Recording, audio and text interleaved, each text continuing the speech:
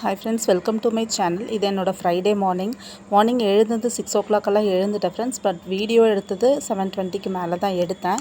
நேற்று நைட்டு பாத்திரங்கள்லாம் கொஞ்சம் அப்படியே போட்டு கவுண்டர் டாப்லாம் அப்படியே போட்டுட்டேன் ஃப்ரெண்ட்ஸ். அதனால் மார்னிங் எழுந்து பாத்திரம்லாம் வாஷ் பண்ணி வச்சுட்டு அப்படியே கையோட சாதமும் வச்சிடலாம் அப்படின்னு சொல்லிட்டு ஊற வச்சுட்டு இருந்தேன். கூடவே பார்த்திங்கன்னா நாளைக்கு சாட்டர்டே தங்கச்சி பசங்கள்லாம் வருவாங்க ஃப்ரெண்ட்ஸ். சரி, இட்லி மாவு இருந்துச்சுன்னா கொஞ்சம் டிஃபன் பண்ணுறதுக்கு ஈஸியாக இருக்கும் அப்படின்னு சொல்லிட்டு இட்லிக்கு ஊற வச்சுருந்தேன். நான் பார்த்திங்கன்னா ரேஷன் அரிசி தான் ஃப்ரெண்ட்ஸ் ஊற வச்சுருக்கேன். அரிசி ஒரு 4 டம்ளர் இந்த டம்ளரில், அதில் பச்சரிசி ஒரு 2 டம்ளர், உளுந்து பார்த்திங்கன்னா அதில் ஒரு அரை டம்ளர், 1 ஸ்பூன் வெந்தயம் போட்டால் போதும். எண்ணெய் நல்லா ஒரு 5 தடவை நல்லா கசக்கி பிழியணும் ஃப்ரெண்ட்ஸ். தண்ணி பார்த்திங்கன்னா இந்த அளவுக்கு தெளிவாக இருக்கணும். அந்த மாதிரி கழுவி எடுக்கணும் ஃப்ரெண்ட்ஸ். அதுக்கப்புறம் பார்த்திங்கன்னா கவுண்டர் டாப்பெல்லாம் சரி கொஞ்சம் சோப் போட்டு கழுவி விடலாம் அப்படின்னு சொல்லி கழுவி விட்டுருந்தேன்.